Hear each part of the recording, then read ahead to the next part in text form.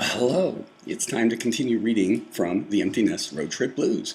This is kind of our family area where we have lots of family pictures. And the very first piece of art I ever bought, which I really love, it's called Dolly Salad. And since this book is about my journey with my son cross country, I thought it'd be nice to see what he has to say. After all, he was part of this trip.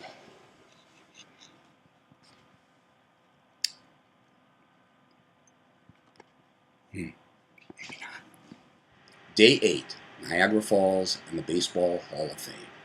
After a very typical breakfast at a very Americana place, the breakfast place, with yet another perfect central casting waitress, we were on the road to Niagara Falls. We planned on taking the Maiden of the Mist boat trip and then leave for Cooperstown rather than stay in Buffalo, a change in plans that would make the next day a lot easier. Arnie continued to be a grouch upon my waking him up. A couple hours later, he was pretty civil. I still couldn't get used to his moods any more than I'd gotten used to my wife's moods. I've got to work on that. It does me no good to get irritated when it has nothing to do with me, usually. The previous night after a long day, I hosted Dad Chat. It was difficult because I was really too tired to do it, but I'm committed to building Dad Chat, though if I'd been thinking ahead, I sure as heck would have had a co-host scheduled to take over that night. Niagara Falls was truly impressive. We were lucky on a couple of accounts. First, it was Friday before Labor Day. It was not crowded, but was likely going to be quite busy the next day. Second, the wind was blowing in the right direction for our visit to the Cave of the Winds, which is the walking self-tour option. We were advised that if we were only going to do one attraction, that this was the best one. I'd heard that the Maid of the Mist boats were cool, but was happy that we chose the self-walking tour. We saw the rotating boats, all called Maid of the Mist, loaded with tourists, and I was glad not to be in those cramped quarters. The walking tour we went on was quite cool, literally and figuratively, because we got quite close to the falls and had to wear special sandals and ponchos due to the likelihood of slipping or getting wet. But as mentioned before, the winds were blowing in a direction in which we didn't get that soaked, and we could take plenty of photos and video, which of course I did. Arnie had that oh-so-typical and familiar look of a kid that would rather not be there. He was on his phone the majority of the time and always looking back at me with that look of, "Come on!" It was the same feeling that I'd felt the majority of the trip, waiting for him to move, get his shoes on, and get going anywhere since we had left home. Once Arnie is fully awake, he's actually a sweet kid. It's so ironic to me how little he understood how much the wear and tear this sort of trip had on his old man. I am 40 years older than him, but he was the one walking around like he had a bad hangover every day. I was pleased with myself at keeping most of these feelings to myself, rather than expressing them with the likely result being an argument. I lost it on day 1, and promised myself I'd not do that again. I'd honored that promise, though I did sort of lose it with Ford when we had the problems early in the trip. But they'd been wonderful ever since. Maybe it's a good idea to lose it once in a while. Now we were on the road from Buffalo, New York, and Niagara Falls to Cooperstown, New York, where I made reservations at what sounded like a really nice B&B. We arrived in Cooperstown mid-afternoon and thankfully had the rest of the day to take it easy. The next day we'd go to the Baseball Hall of Fame and then head on to Boston, our final stop on this cross-country trip. We were both quite ready to get to our final destination. Arnie was eager to begin moving in and start this incredible next chapter in his life, while I was more than eager to fly back home and go to sleep for a week or so. It's funny how trips ebb and flow, and this journey was no exception. As we neared Boston and the end of the driving portion of our trip, I found it odd that we'd been having our best times yet. Yesterday was probably Arnie's highlight, spending much of the day at the Rock and Roll Hall of Fame. And today was probably my highlight, arriving in Cooperstown and my first of 2 visits to the Baseball Hall of Fame. The drive through this part of New York was just beautiful. The weather was mild and clear. Any Labor Day traffic hadn't yet begun, and we just sailed through.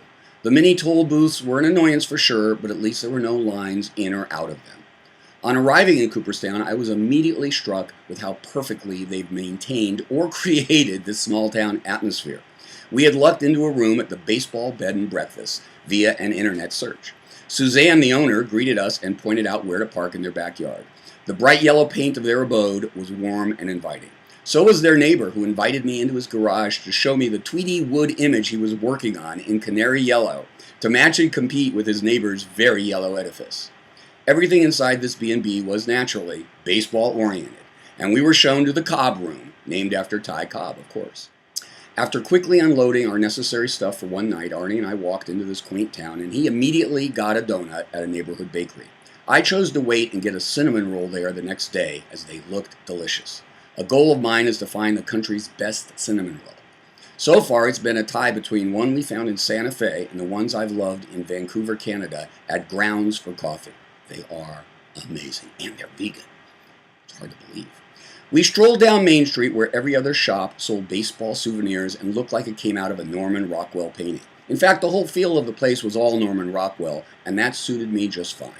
Arnie was focused like a laser on getting to Boston, and he could care less about the sights, as I discovered on this trip and remember from my own teen years. All he cared about was checking his phone and touching base with his old friends back home and his new friends at Berkeley. Consequently, after a nice dinner at a local Italian restaurant, I headed to the Baseball Hall of Fame, and he headed wherever, ending up back in our B&B with his headphones on and texting, Facebooking, and such. I did a quick tour of the National Baseball Hall of Fame, since tickets bought at 7 p.m. were good all the next day. My quick tour was great, and frankly almost enough, though I did want a more leisurely visit the next day. The nostalgia reeked from every wall, and it was a great feeling. At one point, I got so immersed in the feeling and the place, was taking so many photos and videos that I completely missed a low-lying bench and fell flat on my face over it, onto the ground. It hurt, but luckily I was not hurt. For me, some of the stops on this trip have brought out the kid in me. This was one of those places as I walked faster than ever and felt like I did when I'd go to Disneyland and run to the Matterhorn on entering. I'm glad that this old guy can still get that excited. I got back to our B&B and happily took a cool shower. The room and the town were muggy, but upon turning on the overhead fan, it cooled off. By the time I lay down to sleep, another 16-hour-plus day, I was thoroughly exhausted. The next morning, we'd get homemade blueberry pancakes. Arnie would sleep in, and I'd do another tour of the extensive exhibits at the Hall of Fame. Naturally, the Baseball Hall of Fame had a section devoted to baseball and the movies, but they also had a separate section devoted to, in my opinion, the greatest comedy routine of all time, Who's On First by Abbott and Costello. It ran on a loop in this section of the museum, and I just couldn't help myself laughing out loud throughout this amazing routine as I was videoing Who's On First. For me, it was the first time I'd seen the routine in its entire context. And that, my friends, is the end of day 8. Thank you very much. I hope you enjoy it.